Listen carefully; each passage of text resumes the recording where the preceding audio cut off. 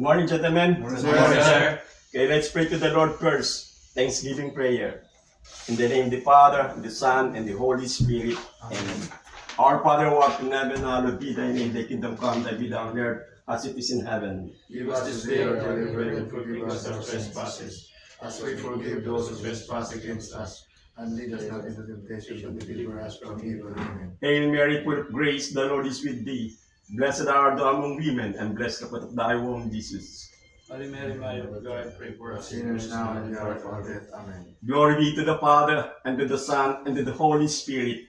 As was beginning, is now, and ever shall be, world without end. Amen. May mighty God bless us, the Father, the Son, and the Holy Spirit. Amen. Okay, gentlemen, duties and responsibilities on board the ship. Master.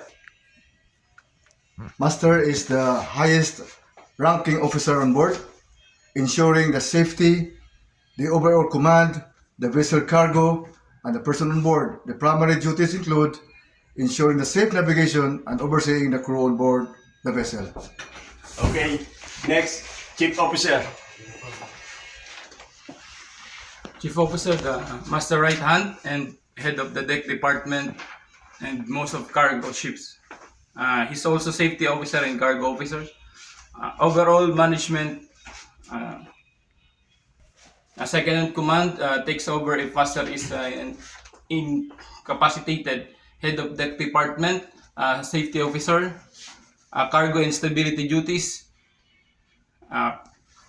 For cargo officer, plan, load, stow, secure, and discharge cargo per cargo securing manual. Stability and ballast, calculation, monitor cargo operation, maintain cargo gear. On board. Okay. Next, second officer. The second officer, or the second mate, is a licensed deck officer, primarily responsible for voyage planning, safe navigation, and maintaining navigational equipment. They act as a key officer of the watch OOW and usually stand at the 12 to 4 bridge watch. Additionally, they often manage a vessel medical locker and emergency response coordination. Okay. Next, third officer. So, as the third officer is one of the vital bridge watchkeeper, responsible for ensuring the navigation and collision avoidance during designated sea watch. Under SOLAS regulation, this role acts as the primary responsible for the inspecting and maintaining all life-saving appliances and firefighting appliances on board. Additionally, they manage critical administrative tasks, handle port documentations, and oversee cargo and mooring operations under the direction of senior officers. Okay. Next, Bosun. bosun. A bosun or boatswain is the foreman of the deck department, reporting directly to the chief officer. They are responsible for leading the deck crew, planning daily maintenance tasks, supervising safety procedures like working aloft or in closed spaces, and operating critical gear during anchoring and mooring operation. Okay. Next, able-bodied seaman. Able-bodied seaman is a vital certified crew member responsible for the ship navigation, maintenance, and daily operation of the ship.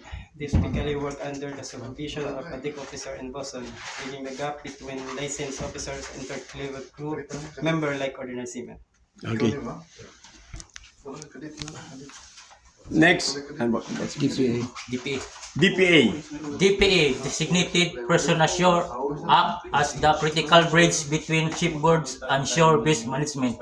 Mandated by the International Maritime Organization (IMO) ISM code, the DPA ensure compliance with safety regulation and pollution prevention standard. Chief Cook manage daily galley operation, plans menus, and ensure high food quality and strict sanitation standards. Depending on the industry, such as maritime and institutional catering, they supervise kitchen staff, control inventory, and manage food budget while accommodating dietary restrictions. Okay, very good. Officer. OS. Ordinary seaman. Ordinary seaman has a responsibility to ensure that Wala na. All visitors must prepare for his ID and for what is the purpose inside of the vessel, and to comply with the security level, MARSEC level 1 if that is necessary to apply. Okay, very good. Okay, pasasend lang natin. Okay, gentlemen, please subscribe my YouTube channel, Cap EB Timbuk TV. Thank you and God bless. Alright.